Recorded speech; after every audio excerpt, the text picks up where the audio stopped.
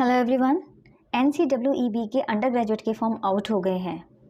इस वीडियो के माध्यम से हम एप्लीकेशन से रिलेटेड इम्पॉर्टेंट इंस्ट्रक्शंस और फॉर्म फिल करने का प्रोसेस आपको समझाएंगे। तो हम शुरू करते हैं फॉर्म फिल करने का पहला स्टेप। जैसा कि आप सब देख पा रहे हैं कि ये Delhi university NCEE under graduate admission का होम पेज है और इस पे आप न्यू रजिस्ट्रेशन का लिंक देख सकते हैं। न्यू रजिस्ट्रेशन के ठीक नीचे new registration open for NCEE और उसकी जो स्टार्टिंग डेट है वो है 14 जून 2023।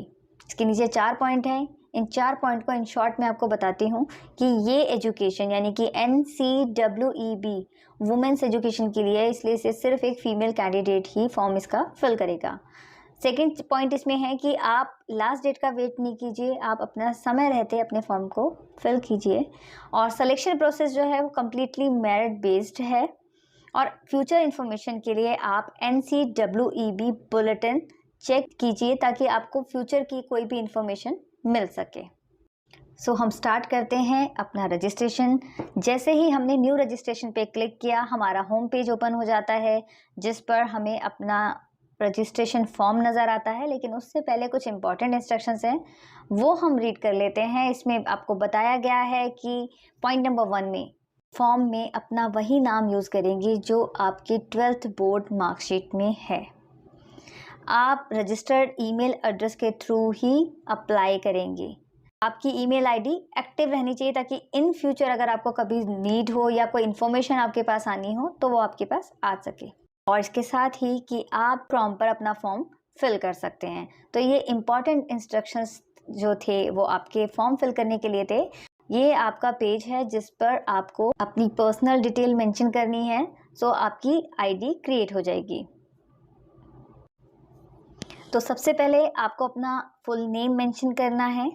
देन आप अपनी ईमेल आईडी, आप देख सकते हैं कि आपके एप्लीकेंट्स ईमेल आईडी है यानी कि जो भी आपकी एक्टिव ईमेल आईडी है आप उसे मेंशन करेंगे।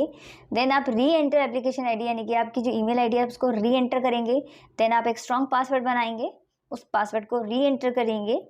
देन आप आपका मोबाइल नंबर, आप मोबाइल नंबर भी वही यूज़ कीजिए जो आपका एक्टिव हो या जो आप यूज़ करते हैं, मोबाइल नंबर लिखेंगे। देन उसके बाद आपका आता है री एंटर योर मोबाइल नंबर यानी कि आप अपने मोबाइल नंबर को दोबारा मेंशन करेंगे। दूसरा वेरिफिकेशन कोड को आप टाइप करेंगे।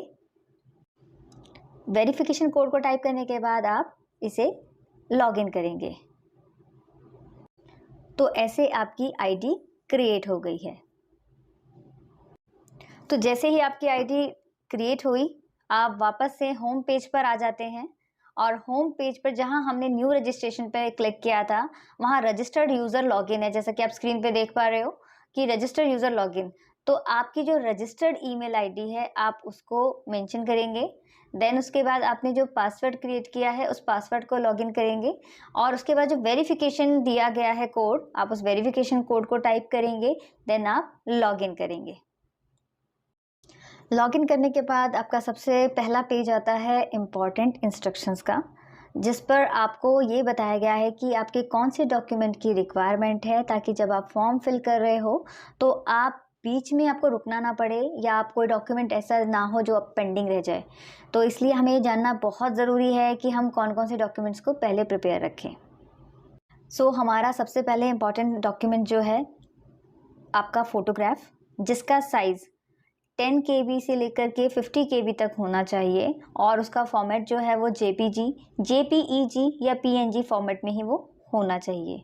यानी कि आपके फ़ोटोग्राफ और सिग्नेचर दोनों 10 to 50 KB होना चाहिए। आपके जो अदर डॉक्यूमेंट है यानी कि आप 10th का सर्टिफिकेट, 12th का सर्टिफिकेट, आपका कास्ट सर्टिफिकेट, अगर डिसेबल है तो डिसेबल सर्टिफिकेट या जो भी रिक्वायरमेंट आपके डॉक्यूमेंट्स की है वो सभी डॉक्यूमेंट्स आपके 100 KB से लेकर के 500 KB साइज़ की होनी चाहिए। और उन डॉक्यूमेंट्स का जो फॉर्मेट है वो JPG या JPEG या PNG फॉर्मेट में ही होनी चाहिए, आप तभी अपलोड कर पाएंगे। तो ये आपके डॉक्यूमेंट्स की रिक्वायरमेंट है। अगर कोई EWS सर्टिफिकेट देना चाहता है तो वो SDM से सर्टिफाई होना चाहिए और उसका साइज़ भी 100 से 500 KB होना चाहिए और JPEG और PNG फॉर्मेट में ही होना चाहिए। यानी कि आपका कोई भी डॉक्यूमेंट जो है वो इसी फॉर्मेट में होना चाहिए। जैसे ही आप सारे इंस्ट्रक्शंस रीड कर लेते हैं उसके बाद आप देख सकते हैं स्क्रीन पर I have read the important information, आप इस पर टिक करेंगे और आपका नेक्स्ट बटन जो है वो सबमिट का है। जैसे ही आप सबमिट करेंगे आपका पर्सनल का पेज जो है वो ओपन हो जाएगा जहाँ पर आप अपनी पर्सनल डिटेल मेंशन करेंगे। पर्सनल का पेज ओपन हो गया है, आप ऊपर देख सकते हैं पर्सनल। तो आप अपना नाम, अपना middle name and last name लिखेंगे। देन उसके साथ में आप देख रहे हैं एप्लीकेंट्स जेंडर, क्योंकि ये सिर्फ फीमेल के लिए है तो इसमें ऑलरेडी फीमेल मेंशन है, लेकिन आपको उसको टिक करना है। Then applicants date of birth, आप अपना डेट ऑफ बर्थ डालेंगे। Are you citizen of India? Yes. Category में आप unreserved, OB, SC, ST, EWS आप देख सकते हैं। आप अपने अकॉर्डिंगली जिसका सर्टिफिकेट आपके पास हो आप वही कैटेगरी में करेंगे, अदरवाइज आप अनरिजर्व्ड में करेंगे। अप्लाई फॉर माइनॉरिटी केसेस, अगर माइनॉरिटी केस में आप हैं, क्रिश्चियन हैं, मुस्लिम हैं, तो आप येस करेंगे, अदरवाइज आप उसको नो करेंगे। और कोई ईमेल आईडी भी ऐड करना चाहते हैं तो आप वो कर सकते हैं। नेक्स्ट आप मोबाइल नंबर है, आपका जो मोबाइल नंबर आपने दिया है ये मेंशन है, यहाँ पर सेव है। अगर आप इसके अलावा भी कोई और नंबर देना चाहते हैं तो वो आप दे सकते हैं। स्टेट ऑफ डोमिसाइल, कौन सा स्टेट है जिसके लिए आप डोमिसाइल देंगे, वो आपका दिल्ली है। नेक्स्ट कॉलम आता है जिसमें आपका फैमिली डिटेल है, इसमें आप अपनी मदर का नाम मेंशन करेंगे। मदर का नाम आप वही मेंशन करेंगे जो आपकी मार्कशीट में होता है। उसके बाद आपका मदर ऑक्यूपेशन, अगर आपकी मदर काम करती हैं तो आप उनका ऑक्यूपेशन लिख सकते हैं। अगर आपकी मम्मी वर्किंग नहीं है तो आप नॉट एप्लीकेबल करेंगे। उसके बाद आप अपनी मम्मी का ऑफिस एड्रेस देना चाहते हैं तो आप उसे मेंशन करेंगे। अगर आप नहीं देना चाहते तो वो मैंडेटरी नहीं है। मम्मी का मोबाइल नंबर आप मेंशन करना चाहते हैं तो आप कर सकते हैं। ठीक ऐसे ही फादर का नाम आप मेंशन करेंगे। उसके बाद फादर के क्या ऑक्यूपेशन करते हैं, यानी आपके फादर क्या काम करते हैं। इसमें जो बहुत सारे ऑप्शंस आप देख पा रहे हैं उन ऑप्शंस में से अगर आपको सेलेक्ट करना चाहते हैं तो वो कर सकते हैं। फादर कहाँ काम करते हैं उनका एड्रेस आप दे सकते हैं। और ठीक ऐसे ही आप उनका फ़ोन नंबर अगर देना चाहते हैं तो आप उसको दे सकते हैं। ठीक ऐसे ही आपका वार्ड कोटा फॉर डिटेल्स जो है, यानी कि आप अगर किसी के पेरेंट्स यूनिवर्सिटी में काम करते हैं तो अगर उनका कोई कोटा है तो वो येस और नो के फॉर्म में दे सकते हैं। इसके बाद नेक्स्ट आता है आपका कोटा जो है अदर कैटेगरी का, जिसमें पर्सन विद डिसेबिलिटी का कोटा अगर किसी का है तो और वो उसे मेंशन करना चाहता है तो इसमें 21 डिसेबिलिटीज़ दी हैं, आप उसे मेंशन कर सकते हैं। अगर नहीं है तो आप नॉट एप्लीकेबल कर सकते हैं।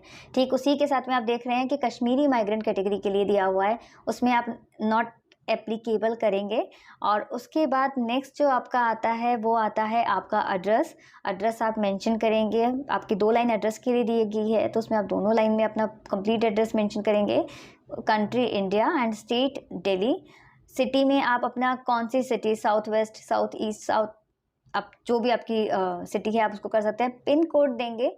और ठीक ऐसे ही जो आप राइट हैंड साइड में देख पा रहे हैं परमानेंट एड्रेस के लिए, वो परमानेंट एड्रेस आप एज इट इज़ टिक कर देंगे तो वो कॉपी हो जाएगा। लास्ट में आपको दिया गया है कि बैंक डिटेल फॉर रिफंड, तो इसमें आप अपना अकाउंट होल्डर, यानी कि अगर आपका अकाउंट है तो आप अपना नाम लिखेंगे। अगर आप मदर या फादर का अकाउंट नंबर देना चाहते हैं तो आप वो भी दे सकते हैं। उसमें आप account holder name, account number और उसको अकाउंट नंबर को दोबारा मेंशन करेंगे। फिर आपका बैंक इसमें, यानी कि एसबीआई है, पीएनबी है, जो भी आपका बैंक है आप उसको मेंशन करेंगे। इसके साथ में आईएफएससी कोड देंगे। और जब आपका सारा डिटेल फिल हो जाता है तो आप उसको एक बार अच्छे से रीड कीजिए और लास्ट में आकर के आप इसे सबमिट करेंगे। सबमिट करने के बाद हमारा नेक्स्ट पेज ओपन हो गया। आप देख सकते हैं सेकंड पॉइंट है एकेडमिक्स, जिसमें आपका एकेडमिक इन्फॉर्मेशन जो है आपको फिल करना है। और इसमें आप एग्ज़ामिनेशन डिटेल्स देख सकते हैं। और इसमें बोर्ड ऑफ एजुकेशन, यानी कि आपका कौन सा बोर्ड था, सीबीएसई या अदर स्टेट्स हैं तो वो भी आप फिल करेंगे। रिज़ल्ट स्टेटस आपका क्या है, तो आप इसमें पास है, कंपार्टमेंट है, या जो भी पेंडिंग है वो आप इसमें मेंशन करेंगे। देन उसके बाद आता है आपका बोर्ड का रोल नंबर क्या था, आप अपना रोल नंबर मेंशन करेंगे। जो भी आपका बोर्ड का रोल नंबर था उसको लिख के। फिर ईयर ऑफ पासिंग, आप 2023 के पास आउट बच्चे हैं तो आप 2023 ही मेंशन करेंगे। तो नेक्स्ट आता है subject taken in board exam, यानी कि आपके बोर्ड के एग्ज़ाम में कौन से सब्जेक्ट थे। तो जितने भी सब्जेक्ट आपके थे आप सारे फिल करिए। और इसमें जैसे मैंने, आप देख रहे हैं कि मैंने सब्जेक्ट सेलेक्ट किया पॉलिटिकल साइंस। फिर मैंने उसका मैक्सिमम मार्क्स जो थे थ्योरी के वो कितने थे, वो 80 मार्क्स थे। और उसमें से कितने ऑब्टेन किए वो मैंने मेंशन किए। ठीक ऐसे मैक्सिमम प्रैक्टिकल मार्क्स कितने थे 20, उसमें से क्या ऑब्टेन किया तो वो मैंने उसको मेंशन कर दिया है। मैं ऐसे ही रैंडमली कुछ भी अभी इसमें मेंशन कर रही हूँ। और उसमें टोटल मैक्सिमम सब्जेक्ट्स का जो मार्क्स था वो ऑटोमेटिक आ गया है और ऐसे ही ठीक उसकी परसेंटेज जो है वो ऑटो फिल हो गई है। तो आपके जितने भी सब्जेक्ट्स आपने 12th क्लास में पढ़े हैं वो सभी सब्जेक्ट आप इसमें मेंशन करेंगे और इसमें सभी के मार्क्स भी आप डालेंगे ताकि आपका सिलेक्शन जो है वो मेरिट बेस हो सके। उसके बाद नीचे आता है एडिशनल डिटेल। तो एडिशनल डिटेल में आपका स्कूल का नाम आएगा, टाइप ऑफ स्कूल यानी गवर्नमेंट है, प्राइवेट है, एडेड है, वो आप उसमें मेंशन करेंगे। स्कूल लोकेशन क्या है, एनसीटी ऑफ दिल्ली, आप उसमें मेंशन करेंगे। फिर मीडियम ऑफ स्टडी, आपने हिंदी में पढ़ाई की है, इंग्लिश में पढ़ाई की है, वो मेंशन करेंगे। Then Hindi language studied up to, यानी कि आपने कौन सी क्लास तक जो है हिंदी सब्जेक्ट को पढ़ा है, कोई 10th तक पढ़ता है, कोई 12th तक पढ़ता है, तो वो आप मेंशन करेंगे। इसके साथ में have you studied any of these language, यानी बंगाली, पंजाबी, संस्कृत, उर्दू, अरेबिक या पर्सियन, आपने इनमें से कोई भाषा पढ़ी है, आपने नहीं पढ़ी है तो आप सबको नो करेंगे। अगर आपने कोई भी भाषा, जैसे किसी ने संस्कृत पढ़ी है तो आप यस करेंगे। और यस करने के बाद आप नीचे देख पा रहे हैं ये ब्लू कलर की लाइन है जिसे आपको सबमिट करना है। तो मैंने जैसे ही सबमिट करती, न्यू पेज ओपन हो गया है जिसमें हमने जो प्रीवियस पेज फिल किया था उसकी सारी डिटेल आप देख सकते हैं। आपके सभी सब्जेक्ट जो आपने मेंशन किए वो शो हो रहे हैं। आप जैसे मैंने फिजिकल एजुकेशन सब्जेक्ट लिया था उसके आगे अदर मेंशन होकर आया है, लेकिन आप सभी सब्जेक्ट्स को फिल कीजिए, वो अपने अकॉर्डिंगली आपके मेरिट बना लेंगे। तो ये वो पेज है जो आपने प्रीवियसली भरा था और वो सारे का सारा आपके सामने शो कर रहा है। ठीक इसके नीचे आप देख सकते हैं कि आपने जितना फिल किया उसके बाद आपसे ये 12th बोर्ड की मार्कशीट जो मांग रहा है, जिसका फॉर्मेट मैं आपको ऑलरेडी बता चुकी हूँ, 100 KB से लेकर के 500 KB तक होना चाहिए और JPG, JPEG और PNG फॉर्मेट में होना चाहिए। तो आपकी 12th की मार्कशीट आप यहीं पर अपलोड करेंगे। तो आप देख सकते हैं मैंने अपलोड किया, मैं एक पेपर है उसको अपलोड कर रही हूँ। उसके बाद आप स्टार्ट अपलोड करेंगे। स्टार्ट अपलोड करने के बाद जो है फाइल यहाँ अपलोड हो जाएगी और अपलोड होने के बाद आप फाइनल नीचे देखेंगे कि प्रीवियस, एडिट या नेक्स्ट, यानी कि अगर आप कुछ एडिट करना चाहते हैं तो आप एडिट कर सकते हैं। आप लास्ट पेज में, प्रीवियस पेज में जाना चाहते हैं तो आप प्रीवियस पेज में जा सकते हैं। और अगर आपको लगता है कि आपकी सारी इन्फॉर्मेशन सही है तो आप नेक्स्ट का बटन प्रेस करेंगे। जैसे ही हमने नेक्स्ट किया हम न्यू पेज पर आ गए हैं जहाँ पर अपलोड्स है।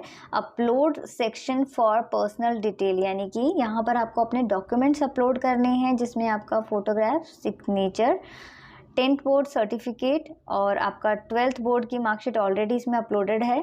और आपका कोई और डॉक्यूमेंट है जो आप देना चाहते हैं, सभी डॉक्यूमेंट्स जो हैं वो सेल्फ अटेस्टेड होने चाहिए। सेल्फ अटेस्टेड का मतलब है कि आप उस पर साइन करेंगे और उसके बाद उसको स्कैन करके जो है अपलोड किया जाएगा। तो इसमें आप अपना एक रेजिडेंस प्रूफ देंगे, आप 12th की मार्कशीट आप ऑलरेडी अपलोड कर चुके हैं, 10th का सर्टिफिकेट आप अपलोड करेंगे और आपका सिग्नेचर एंड प्लस फोटोग्राफ। तो ये आपको 5 चीज़ें अपलोड करनी है और हम इसको करेंगे सेलेक्ट फाइल। जैसे ही हम सेलेक्ट करेंगे आपका फोल्डर ओपन हो जाएगा, वहाँ से सेलेक्ट करेंगे और ऐसे एक एक करके आप सभी डॉक्यूमेंट्स को यहाँ पर अपलोड करेंगे। तो मैंने ये अपने 5 डॉक्यूमेंट्स जो हैं अपलोड कर दिए हैं। और उसके बाद हमारा आप नीचे देख पा रहे हैं कि सेम वही नेक्स्ट करना चाहते हैं, प्रीवियस या सेव एंड कंटिन्यू लेटर, यानी मैं यहाँ तक सेव करना चाहती हूँ, उसके बाद जो है मैं बाद में इसको कंप्लीट करूँगी, लेकिन आप जो है इसको एक बारी में कंप्लीट कर लीजिए। तो मैं इसको नेक्स्ट बटन प्रेस करूँगी।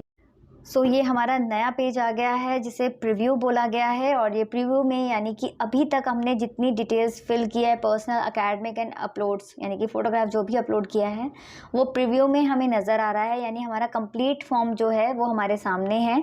इसे आप देख लीजिए। इसके साइड में आप देख सकते हैं कि मॉडिफाई का भी ऑप्शन अभी भी अवेलेबल है। अगर आपको लगता है कि कुछ भी चीज़ ऐसी है जो आप बदलना चाहते हैं, उस सेक्शन में जा कर के आप उसे मॉडिफाई कर सकते हैं। और अगर आपको लगता है कि आपने जितनी भी डिटेल फिल की है और वो बिल्कुल ठीक है और आपको कुछ चेंज नहीं करना, तो नीचे डिक्लेरेशन बाय द एप्लीकेंट है, उसको आई अग्री करेंगे, यानी कि जितनी भी इन्फॉर्मेशन आपने फिल करी है आप उससे बिल्कुल सेटिस्फाई हैं और वो आपके लिए बिल्कुल अकॉर्डिंगली, आपके अकॉर्डिंग बिल्कुल ठीक है। आप आई अग्री करके नीचे जो ग्रीन बटन है इसे प्रेस करेंगे तो आप सबमिट पे आ जाएंगे। रिव्यू के बाद आपका फाइनल पेज पर आप हैं अभी, और फाइनल पेज पर आप देख सकते हैं फाइनल सबमिशन पेज है ये, जिसमें आपका अमाउंट टू बी पेड, यानी कि आपका क्या अमाउंट जो पे होना है वो 250 रुपीज़ है।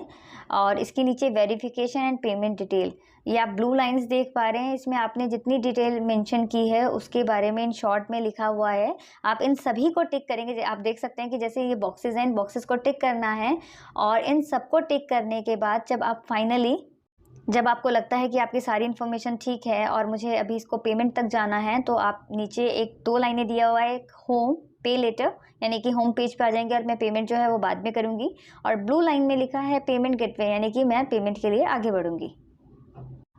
तो मैंने पेमेंट गेटवे पर क्लिक किया, तो हम लोग आ गए हैं अपने पेमेंट पेज पे। आप इसमें देख सकते हैं पेमेंट मोड है, जिसमें net banking, debit card, credit card, UPI के थ्रू आप पेमेंट कर सकते हैं। इसमें आप देखिए आपका अमाउंट जो है वो 250 रुपीज़ है, और इसमें मोबाइल नंबर आपका मेंशन है। ईमेल आईडी अगर आप डालना चाहते हैं तो वो डाल सकते हैं। पेमेंट नेम में, पेयर नेम में अगर आप अपना नाम डालना चाहते हैं, सब ऑप्शनल है, आप डालना चाहें तो डाल सकते हैं। ठीक, फिर उसके बाद आप आईसीआईसीआई बैंक के थ्रू पेमेंट करना चाहते हैं, अदर बैंक के थ्रू, वो आप अपने अकॉर्डिंग देख सकते हैं। मैं पेमेंट को यहीं पर छोड़ रही हूँ, और ये हमारे इस पूरे प्रोसेस की डिटेल है। बाकी आपकी कोई भी क्वेरी हो तो आप कमेंट बॉक्स में क्वेश्चन पूछ सकते हैं। Thank you so much.